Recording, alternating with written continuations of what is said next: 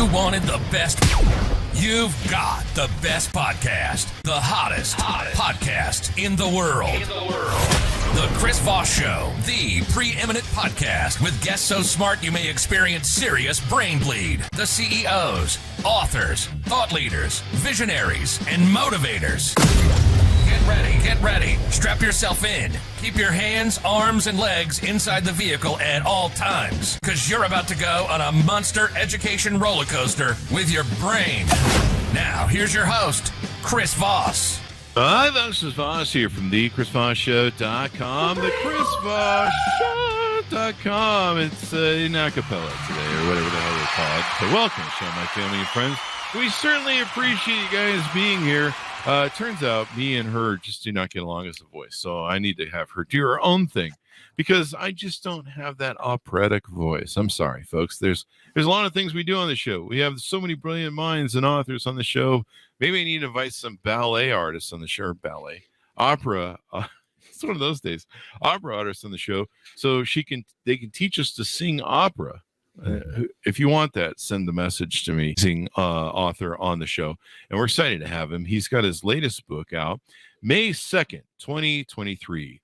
Why You Feel the Way You Do. Understand and Heal the Source of Stressful Emotions. Reneau Peurifoy is on the show with us today, and we're going to be talking to him about his amazing work. He is an internationally known author, therapist, and teacher.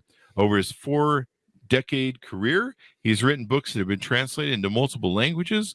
He has appeared on numerous radio and television programs, as well as many podcasts.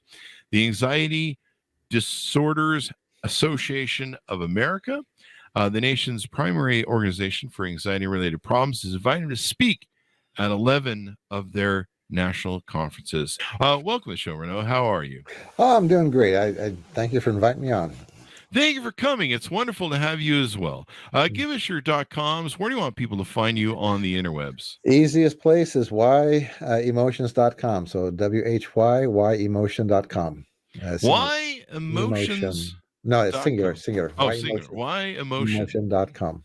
Yep. That's what I always say every time I'm freaking out about just about anything. Why all this darned emotion? So I think you've written several books on anxiety and anger and emotion, haven't you? Oh, yeah. I like I say, anxiety and anger has been good for me. So I'm sorry, I got to laugh at that.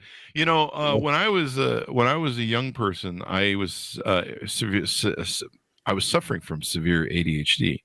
Yeah. And I remember I went into the ER one time and I said, I think I have brain cancer. I think something's going on or something. And they go, no, you have anxiety. And I'm like, yeah, I have fear, happiness, sadness, and everything else. Like, what's your point? And they're like, no, anxiety is like a thing. So there you go. So give us a 30,000 overview of what's inside, why you feel the way you do. Well, I take people on a journey. I start off with basically talking about the 7 basic emotions that we share with our pets and any other furry little critter out there, and then talk about how they develop into triggers, and then some of the negative and positive core response patterns that we have, and then I wrap up with the 3 things that positive psychology talks about that make people happy in life. And so it's kind of an interesting journey as we go through all those different things. And each chapter ends with a set of recommended activities that people can do if they want to actually apply some of the ideas in a practical way into their life. Mm-hmm. That's part of my teaching background. I love it. Yeah. So you've written several books on this. What made you want to write this one specifically? Well, actually, I had a publisher come to me and asked me to do a book. And so I was thinking about one of the things I've always been fascinated with is just emotions and behavior and all that all my life. So I figured, let me take the opportunity to go and see what the current research has been doing and do a book on emotions. I mean, I had chickens and rabbits and dogs, cats, parrot, all kinds of animals when I was little. Both my parents came from farming backgrounds, so I had the only trained chickens on the block. So that was kind of cool. So there you go. So I've always been interested in animal behavior and studied in biology. That was my major, was animal behavior. And then I switched over to human behavior. And, I often say it's kind of a step down, but, Animals are so easy to understand. As humans, we do some crazy stuff sometimes, even though basically once you understand how we're wired, it's not that mysterious. I have two huskies and I've had four now, Yeah. and they have really helped me with my anxiety, with my emotional issues and stress things over the years. It's always funny how they know when you feel stressed or when you're Oh, worried yeah. about something, or even if I don't feel well, like, I don't know, it's a Taco Bell night, and the next morning I'm in the fetal position. They'll come up in the bed and be like, "Hey, it's okay." They'll snuggle with me and be cute. And Yeah. Yeah. I usually there's one on one side, one on the other, laying beside me, and it's kind of funny. And then the rest of the time when I'm feeling fine, they're just like, "Yeah, whatever whatever you." Well, they read you just like little kids read their parents. We have that ability to read people. It's just we become so dependent upon language, we tend to start dependent upon that. But we still get vibes off of people, all that nonverbal stuff that goes on. And animals that's their primary language is reading you and working through their emotions. So Isn't it so funny? And they kind of know, like they come up, and I wonder if they pick up stuff off my breath, because they always come up and they'll smell my breath. Is that one of the ways they tell, maybe by your breathing? Or well, and body odor, it's like cancer patients and stuff. Animals, there's some animals can pick that up, from just stuff that we don't know exactly what they're picking up, but they're picking something up off the odor or something. And plus, they read your body language. They, it's interesting. If you think about it, all mammals, their face, like when they're angry, they kind of grit their teeth, and then when they're frightened, they have a lot of similar stuff in terms of expressions, which is why you can tell when your dogs are, frightened, or they're happy, or they're angry at something. There's a universal nonverbal communication that goes on there. So basically what you're saying is my dogs are coming up to me going, "You need to shower, dude." Well, I mean, we're dogs and you stink. Sometimes. Basically what it is. So there you go. Of course, they may like the gross stuff, I don't know. They're probably like, "Hey, you smell pretty good, man. You're just like one of us. You're just smelly old nasty dog." Yeah, what's with all this perfume stuff, right? Yeah. Why'd you shower? You had such a good funk going on there. So there you go. So let's get into the book. How do we learn about the emotional circuits that we share with our pets? How do we get familiar with them and maybe understand them better? Because I think sometimes when people aren't feeling well, they'll tend to maybe shun their pets and be like, "Hey, leave me alone. I'm trying to work through my issues," and then maybe that hurts the dog's feelings or something. I don't know. Well, it probably does, and the dog probably wants to come up and cuddle and give you a little comfort there. They do that. The two ones that get talked a lot about are, of course, anger and fear, and those have to do with threat. If the threat is manageable, then you'll tend to get angry, and I use that in a broad sense, because anger can range from just irritation, you're stepping on my toes, to rage, but it's just basically threat, and I want to take the threat out. Fear, the threat seems unmanageable, so I want to get away from it. Grizzly bear coming at me, I want to go the other way. And of course, fear can range from just apprehension to, panic. And those are the two that we know the most of. Two that are kind of interesting. There's one called seeking. And that's, if you look at any baby, they want to explore the environment. They're licking, they're chewing, they're feeling their way around the environment. And we have this desire to kind of want to know what's out there, which is why if you're sitting in a room and somebody walks in, the first thing everybody does is they glance over there. And it's almost an unconscious kind of an urge to want to do that. In fact, let me back up and just talk about what emotions are. Neuroscientists refer to them as affects.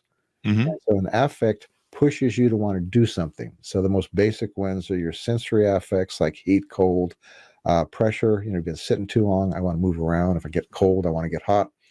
Then you have the homeostatic, the ones that have to do with balancing your body, like hunger and thirst. The thirstier you are, all of the philosophical stuff leaves your mind. I just want to find something, to quench my thirst. You're just like, I need to eat or someone will die.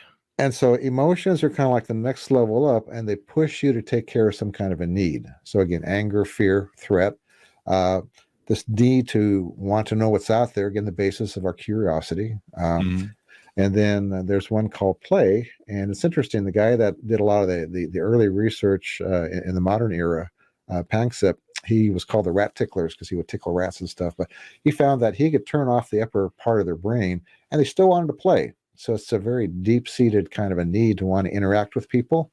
Huh. And I know, like my great granddaughter, her favorite thing is tickle me, and we still want to interact and play, and it's part of how social animals learn limits. So you can be brainless and still want to play, basically. Exactly. According to the mouse experiment. If you're a mouse, yes. That explains to people I know. Well, that's true.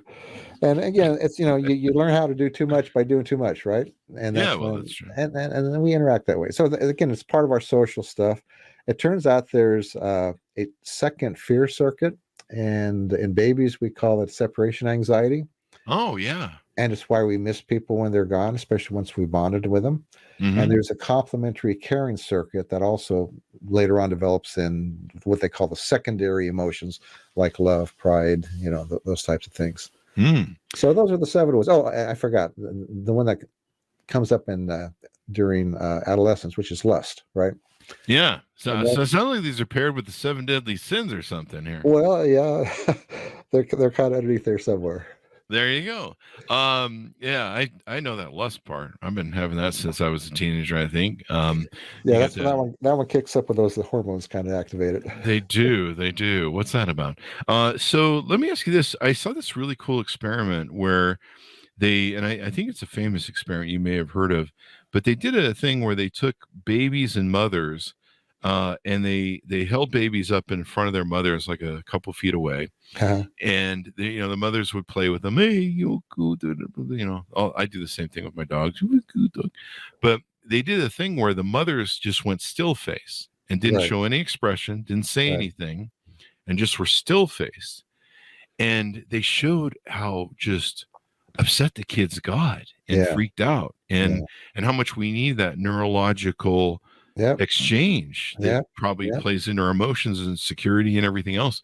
And I mean, the kids would be looking around and freaking out and started screaming and writhing, and it was interesting to see the body language go between those two.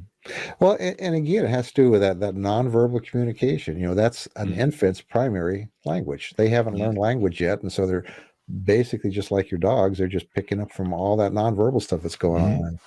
And they want that connection. There is that desire, that caring circuit, and then so the panic circuit kicks in. Mm-hmm.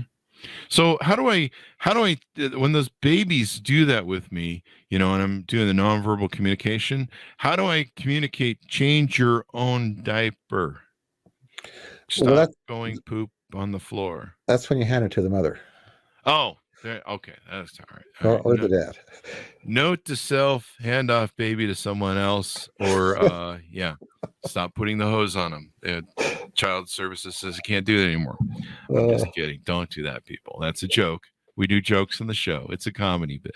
So there you go. So this is interesting. It took me a long time to kind of realize there was that emotional link and emotional sort of connection between my dogs and stuff. I think a lot of people maybe struggle with that. Maybe they don't really understand the dog's role or, pet's role in that.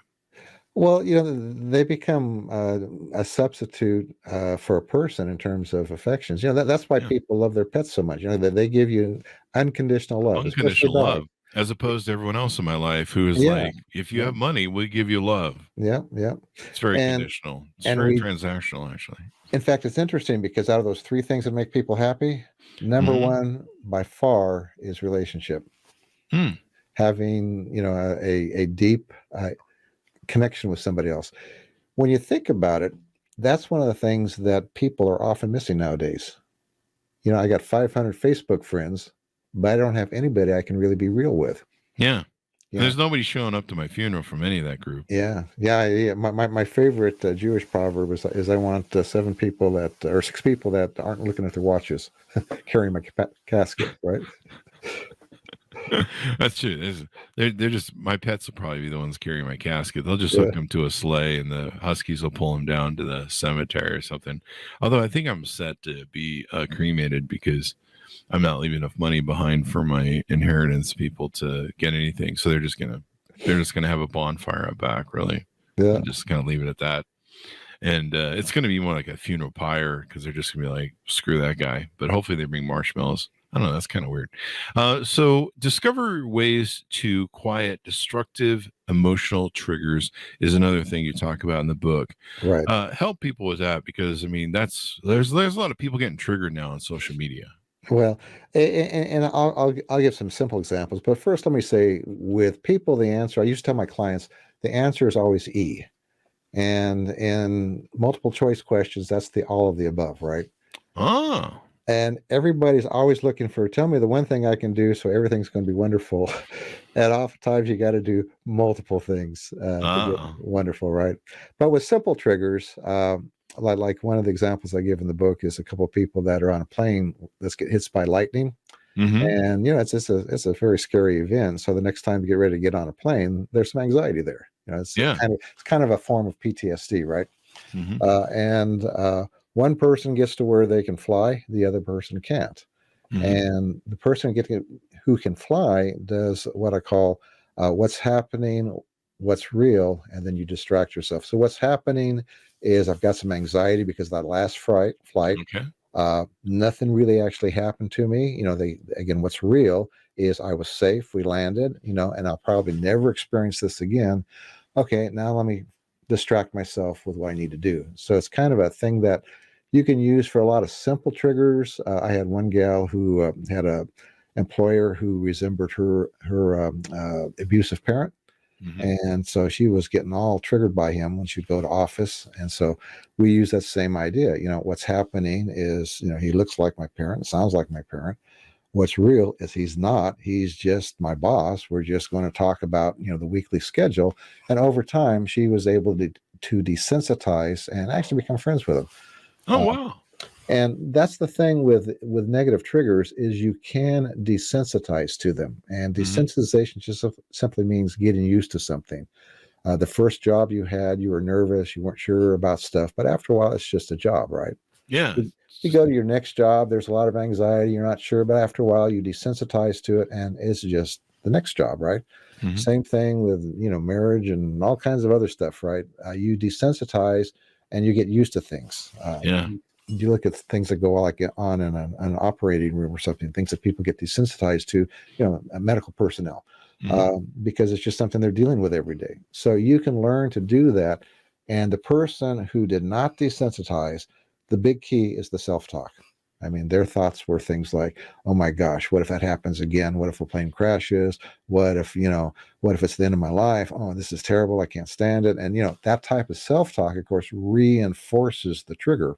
And eventually that person... Probably the emotional aspect of that, right? They start cycling the emotions. Well, exactly. The negative self-talk gets all those emotions going and it reinforces that association in the brain, of danger with planes. And so it just, the trigger gets stronger and stronger.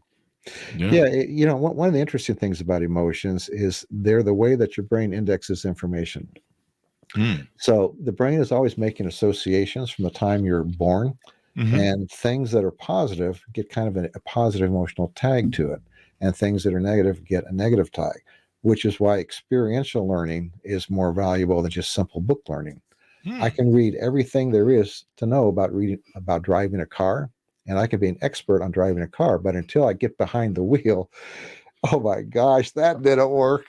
Oh, this feels good. Now the brain can start associating that information with with the emotional triggers or emotional tags, and eventually take it on as an automatic response pattern.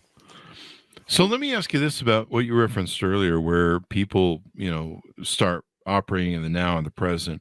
It sounds like that's a very logical approach, where you're logically telling yourself, hey, calm down with your emotions. Here's our present. Here's what's really happening.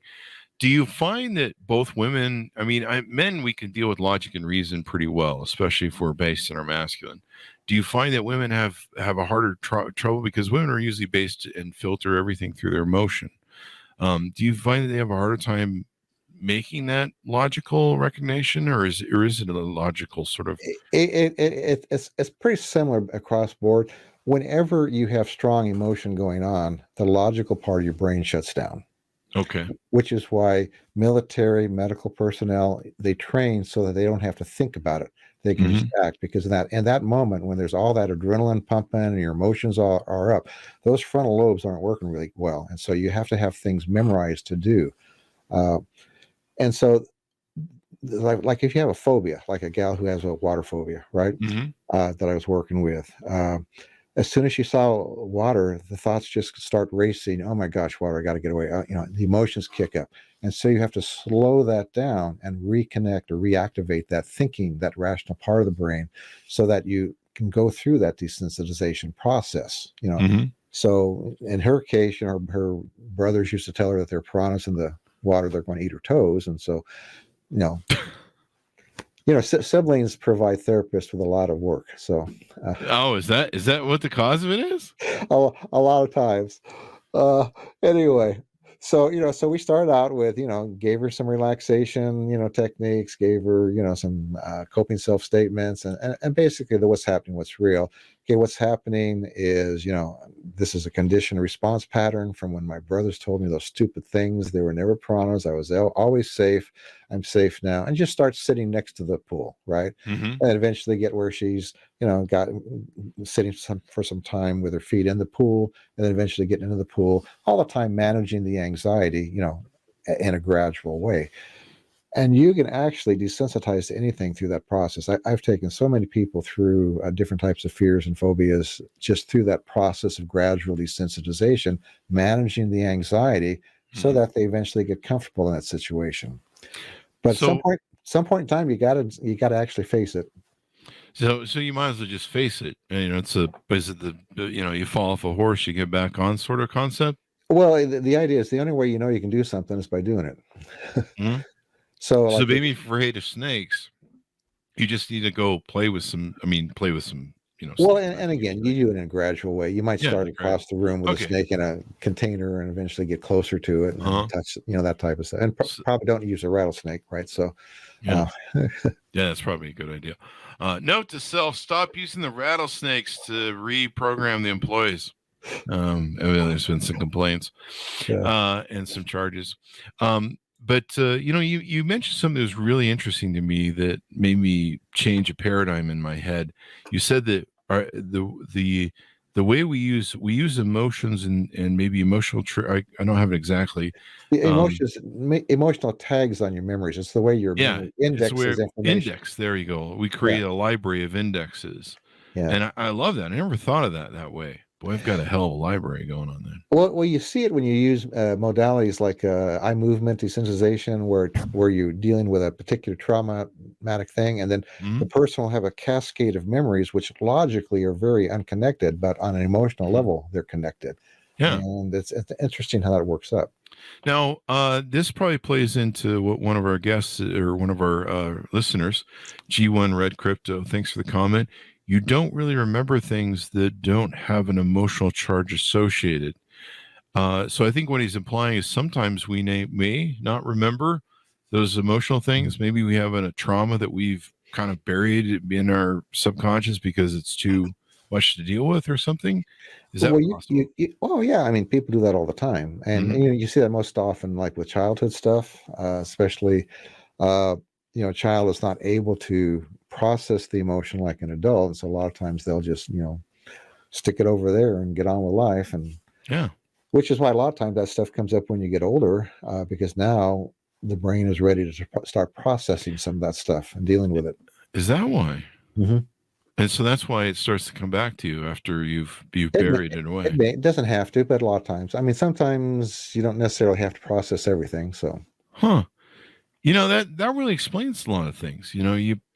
People, they seem to forget about their trauma, and then it comes back to them in later life, and they're like, "Why is this coming up now?" And they're questioning their sanity, and maybe you're questioning their sanity, going, how come this is suddenly appearing now? But that would explain it, that maybe you finally reached a point where your mind thinks, okay, they could maybe deal with this. Yeah, 20s is a very common time because, when you're in grade school, like I said, your brain's just not able to deal with it. Adolescence, you got all that adolescence BS stuff you're dealing with, right? Yeah. So, and so 20s, things are starting to settle down. So a lot of times that's when a lot of this stuff will come back. And when you're a child, you'd have no way of processing half the stuff No. that comes at you. No. And if your parents are, there's issues in your parents' relationship, or there's, high toxic environments that you're not feeling secure, basically, is what I'm trying to say. You're just you're trying to find some behaviors to survive in that environment. It almost kind of reminds me when, because we've had people on that have talked about toxic environments with their parents, whether it's fighting or divorce, or, maybe they had an alcoholic father and an abusive mother, or just the two of them were at it. And it kind of reminds me now of that baby that I remember that we talked about on the show, who's looking at the mother and can't get that security from the mother. It's kind of the same sort of situation where the child is still looking for that security and that balance, that healthy, some sort of environment, and they're not getting it because it's toxic. And these emotional circuits, they're not exactly the same for every person. And they do get affected by development. And just like some people are better at math, some people are better at throwing a baseball or whatever, your circuits vary for people. Circuits in a sociopath are different from the average person. So some people might get impacted from a trauma experience more so than other people. Yeah. So like loss, some people take loss more strongly than others. Yeah. Or some people have a higher level of curiosity than others. Yeah. Some people like to play more than others. That's true. Yeah, I've seen those people. I'm trying to get them to go to work and do their job. I know. Yeah, we have those around the office. There's an interesting experiment with babies that came out of Eastern Europe where they were never touched or held. The bottles would be changed. And so they had what are called attachment disorder. And it's like those caring circuits shut down. In fact, one of the ways that they measured that or got an indication is oxytocin is one of the hormones that seems to be associated with that network. And so you take a mother who has a birth child and they play this as a toddler who's watching a little video game, and the oxytocin levels just go through the roof. Wow. With these babies, it would just stay flat. Huh. So it's kind of sounds like something my girlfriend's accused me of. Do you find that contributes to narcissism? Well, a lot of this stuff we talk like we know what's going on, but we don't know. Wait, you're the doctor who wrote the book. Well, we use these computer analogies, all this other stuff, and there's so much we don't know about the brain. Even true. These circuits, we know that they're there. The details on it are very fuzzy right now. Well, I can agree with you. There's so much we don't know about the brain. Sometimes I just sit and look at people and go, what the fuck happened? How come you're so stupid? So there you go. But no, this is really interesting. You give me a couple new paradigms to think about. I had just barely seen that baby video, I don't know, about a month or two ago or something. And it really, I was just like, holy crap, just watching the baby really start losing it. And it's just a baby, and you're like, wow, they really are more advanced than they should, than I guess I thought they were. But, well, and they're working on that kind of that nonverbal, level. And again, their emotions are driving them to take care of needs, threat, loss, connection, social interaction, all that stuff is kind of going on, but there's not the mental process, the mental higher thinking processes to manage it. Because over time, your thinking part of your brain is supposed to be kind of the executor overseeing that emotional network. Although if they have a very strong association or trigger, it can overwhelm your thoughts. Wow. Anybody who's in love can tell you that, right? Yeah, that's true. I've seen that 6 months later, you look and say, who is this person? Or in lust, for that matter. Yeah, we've seen that movie too.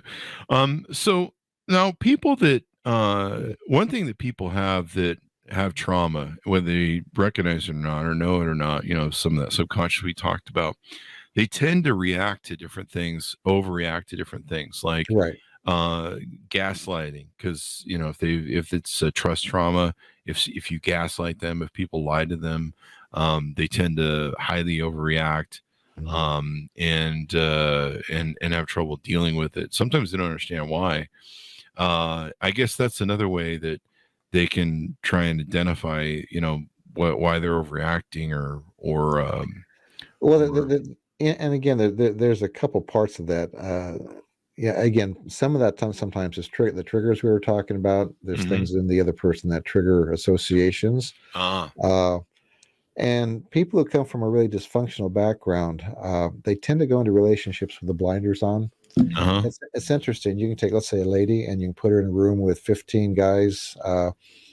Within 15 minutes or so, she's talking to the guys from dysfunctional backgrounds, even though everybody is presenting well at that moment. And the reason is, again, this unconscious, subconscious communication. She gets around the people from positive, healthy backgrounds. They have appropriate limits, they appropriate emotion, that type. They feel funny. She gets around the people that come from similar backgrounds. Oh, it feels familiar. And again, everybody's presenting well at that moment, right? Yeah. And that's but they're still somehow picking up on the toxic subconscious. Well, it's not so much the toxic, the healthy feels funny. It's kind of like when I was working with panic disorder, I would routinely give people a relaxation response program to listen to. And a lot of times it would make them anxious at first because the feeling of anxiety or relaxation was just so foreign to them.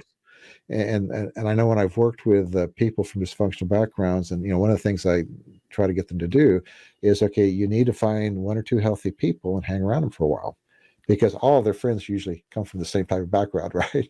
We surround ourselves with people that usually feel similar to what we're familiar with, right? Yeah. And so can you learn to disassociate? Let's say you're the one challenge that I know, especially women have, is if they go to what they know.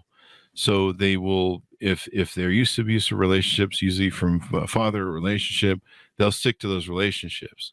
I've been guilty of the same thing. My mom said to me once, she's like, "Why do you always pick these awful women that are just messed up?" And I'm like, I don't know. Well, you're picking with the wrong emotional circuit. There you go. And sometimes it's that lust circuit, right? Sometimes trauma or the lust circuit, there's that too.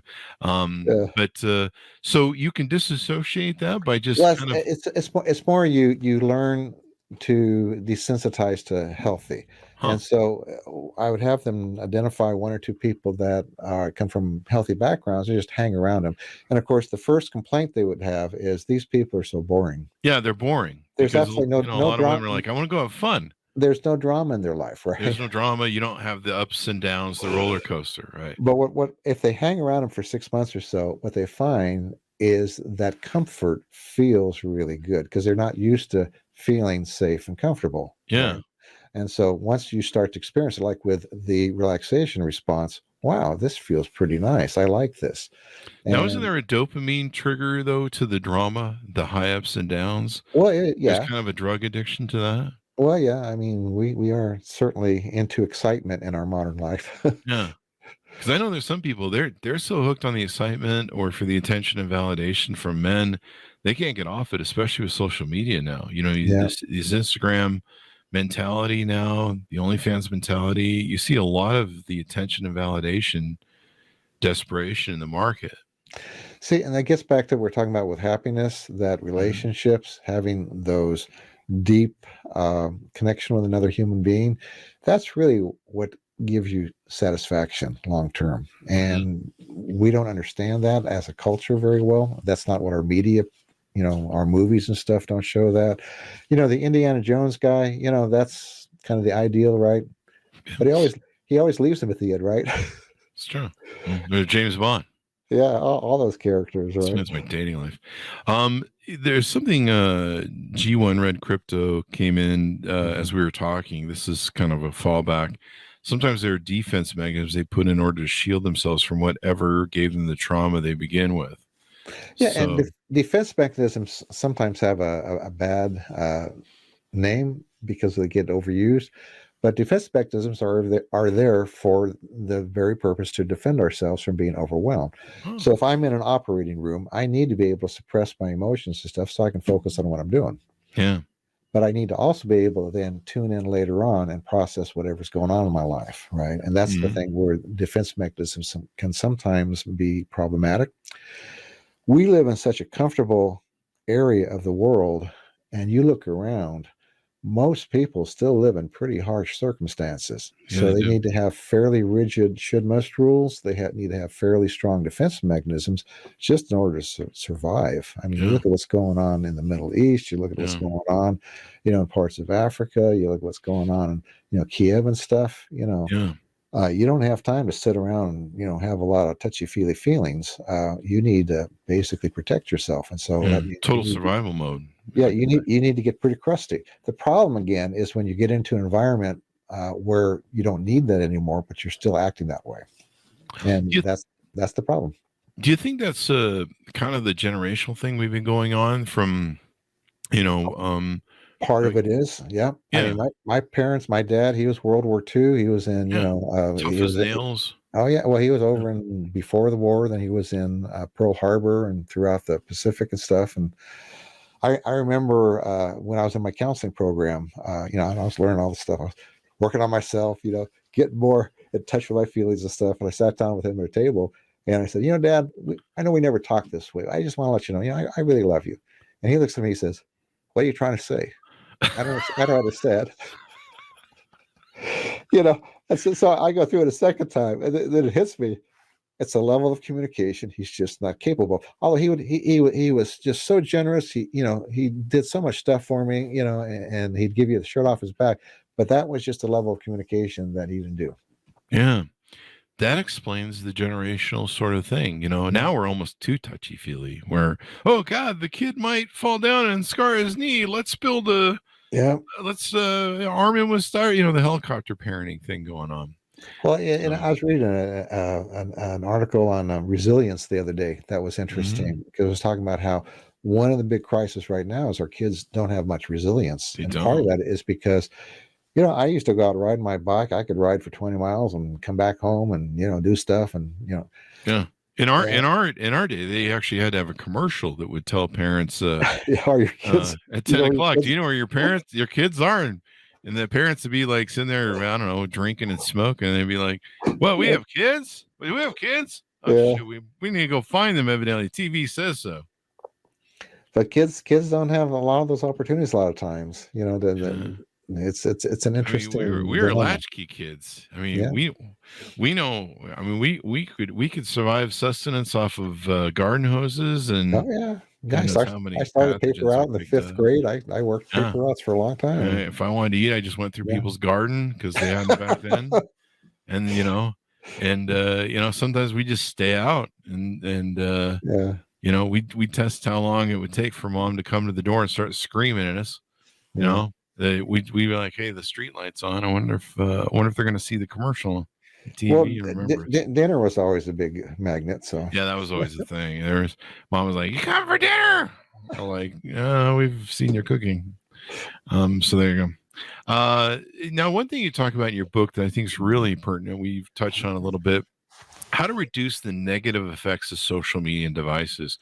Social media has really become it started as a Pandora's box where everyone opened it and went, oh my God, we'll go on world and everyone's going to hug each other and it's going to be wonderful. And now it's like, and we're kind of like adolescents with it right now, Aren't we? We're trying to learn because there's some really positive things about social media. Mm-hmm. My daughter, she did her master's over in England, and every Sunday we'd get on, Zoom with her and we talk with her, and that's a great time. And I enjoy the internet, but at the same time, I don't spend a lot of time on social media other than, business related stuff. Yeah. I mean, it's pretty toxic. They just had Facebook or all the I think about 17 states here in America. They just sued Facebook and Instagram, and they say that it harms children and it's damaging. I've seen a lot of people that are grown people that are so addicted, like I said, to the dopamine rush of getting attention and validation. Well, and it's designed to do that. Yeah. Yeah. That's why even in teaching, when I was teaching, they said you gotta shift activities every 15 minutes, otherwise you lose their attention. It's 15 minutes. That even seems long. Well, I mean, that was the matter. Yeah. You could do a 15-minute exercise or something. Okay. You had to move into something else, right? Yeah. Now it's the TikTok generation where it's 30 seconds. Well, parents have to take control of it. I mean, they have some wonderful tools. They have tools where, the internet will shut down at certain times and only be active, so kids can't get into it. And then they lose their mind, though. They're kind of... They learn how to do stuff. My niece, I remember when her kids were younger, she had a basket, and she wanted them to have a phone so that in case they needed to contact her. Yeah. But as soon as they came home, they had to put the phone in the basket. Oh, really? And I just give my kids pagers. Yeah, I remember those. Remember those? Yeah. Right now, the Gen Z is going, what? What do you say? Yeah. What the heck is that? No, it's a matter, the saddest thing for me is to go out to a restaurant and see both parents on their phones and the kids on their device, and nobody's talking. It's a matter of realizing that you've got to take control of this stuff, and, you've got to manage it in a wise way. I mean, even with our great granddaughter that I'm watching, we limit how much time she has on stuff. I mean, she likes to look at the little, what do you call it? The tablet. Mm-hmm. And we give her, we give her a half hour before nap time. And so she's there looking at her little cartoony stuff, I mean, maybe the thing is you've got to give them other stuff to do. Like my dad would probably have been like, turn off the Twitter and go mow the lawn. And you're like, go. Well, my thing with my kids was, they'd come and they say, I'm bored. I say, boredom is good because people get wonderfully creative when they're bored. Now, if not, I have some chores for you to do. There you go. We'll go find something to do, Dad. See, my parents, our latchkey parents, would just throw us out in the environment and be like, survive, motherfucker. See you at dinner. Yeah. And, we'd stand at the door of the world going, what do we do with all this crap? Fuck it, we'll figure something out. Like I said, I had the paper out. I had animals to tend to and stuff. So.